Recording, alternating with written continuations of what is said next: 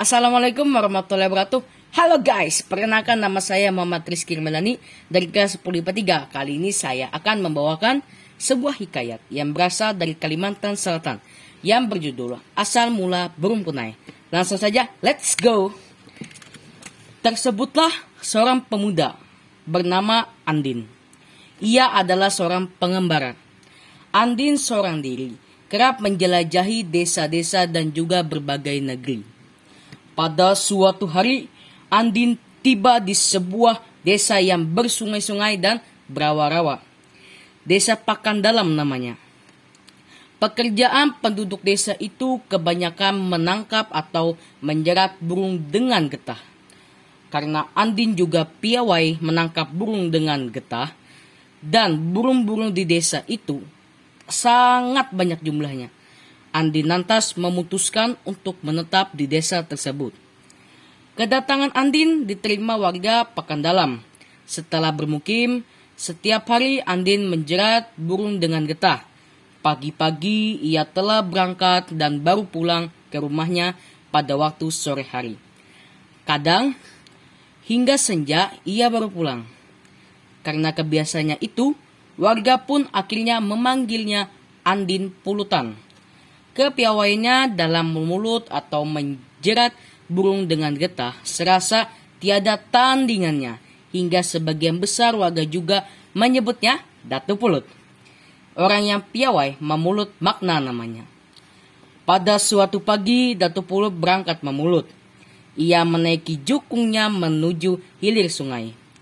Di bawah keranjang kecilnya, setelah menemukan tempat yang sesuai baginya untuk memulut, Datu Pulut lantas menghentikan laju jukungnya. Ia kemudian memasang getah-getah di beberapa tempat. Ia menunggu seraya tiduran di atas jukungnya. Mendadak turun hujan. Datu Pulut lalu berteduh di bawah pohon besar lagi rindang. Tak jauh dari tempatnya berteduh terdapat sebuah telaga yang sangat jernih airnya. Hujan pun reda, berganti dengan gerimis. Datu Pulut lantas berniat melihat getah-getah yang dipasangnya. Namun, diurungkannya niatnya itu ketika ia mendengar suara-suara yang mencurigakan. Suara-suara perempuan yang tengah bersendau gurau. Datu Pulut mencari sumber suara itu. Terperanjatlah Datu Pulut ketika melihat 7 bidadari terbang dari langit menuju telaga. Seketika, 7 bidadari itu tiba di telaga. Seketika itu pula di langit terlihat sebuah pelangi yang sangat indah. Datu Pulut segera bersembunyi di balik pohon untuk mengintip apa yang dilakukan oleh 7 bidadari itu. 7 bidadari itu rupanya hendak mandi. Mereka melepaskan selendang yang semula digunakan untuk terbang dan meletakkannya di atas bebatuan. Mereka lantas mandi sambil bencengkrama. Dari tempat persembunyiannya, Datu Pulut melihat 7 bidadari yang tengah mandi itu. Ia amat terpesona mendapati kecantikan para bidadari itu. Tergerak hatinya untuk memperistri salah satu bidadari itu. Maka, ia pun segera mengambil salah satu selendang dan menyembunyikannya di dalam keranjang kecil yang dibawanya. Hari pun beranjak sore. Matahari telah condong di langit barat. 7 bidadari itu menghentikan mandi mereka. Salah seorang bidadari tidak dapat menemukan selendangnya. 6 saudaranya telah berusaha turut mencari. Selendang itu tidak juga mereka temukan. Tidak ada yang bisa dilakukan 6 bidadari itu selain meninggalkan yang malang itu ketika hari menjelang senja. Si bidadari malang menangis semeninggal 6 saudaranya. Ia sangat ketakutan hidup di bumi yang sangat asing baginya. Ia terus menangis dan memanggil ayah dan bundanya agar bersedia menolongnya. Ketika waktu malam tiba, Datu Pulut mendekati dan menyapa bidadari malang itu. Keduanya lantas berkenalan. Kata Datu Pulut kemudian, jika engkau tidak mempunyai sanak saudara, atau siapa pun juga di bumi ini, engkau dapat tinggal bersamaku. Si bidadari setuju dengan ajakan Datu Pulut. Tidak berapa lama setelah tinggal bersama, Datu Pulut melamar si bidadari. Keduanya lantas menikah dan tetap tinggal di desa Pakandalam itu. Setelah menikah, Datu Pulut kian rajin mencari burung. Pagi-pagi sekali ia telah berangkat dan baru pulang ketika waktu malam hampir tiba. Burung-burung yang berhasil dijeratnya dijualnya dan hasil penjualan itu digunakannya untuk mencukupi kebutuhan hidup ia dan istrinya. Kebahagiaan Datu Pulut kian lengkap setelah istrinya melahirkan seorang bayi perempuan yang cantik. Kebahagiaan Datu Pulut pada suatu hari, si bidadari hendak menanak nasi. Dilihatnya beras di padaringan atau tempat untuk menyimpan beras telah habis. Ia pun menuju lumbung padi untuk mengambil padi. Selama ia hidup bersama suaminya, si bidadari belum pernah sekalipun memasuki lumbung padi itu karena suaminya telah melarangnya. Namun, ia terpaksa melanggar larangan suaminya mengingat ia harus menanak nasi.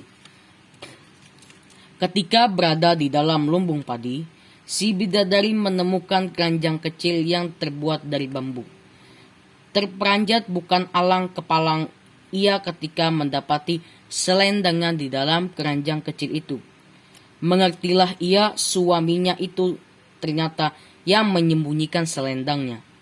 Ia lantas mengambil selendangnya itu dan bersiap untuk kembali ke kayangan. Datu Pulut sangat terkejut ketika pulang dan mencari burung. Dilihatnya istrinya telah mengenakan selendangnya dan telah menekap anak perempuannya. "Istriku, hendak kemana engkau?" tanya was-was. "Suamiku, aku hendak kembali ke kayangan," jawab si bidadari. "Lantas, bagaimana dengan anak perempuan kita? Apa engkau tega meninggalkannya? Bukannya ia masih menyusu?" "Hendaknya engkau memelihara anak kita itu baik-baik," kata si bidadari. "Jika ia menangis karena hendak menyusu, buatkanlah ayunan di pohon Brunei.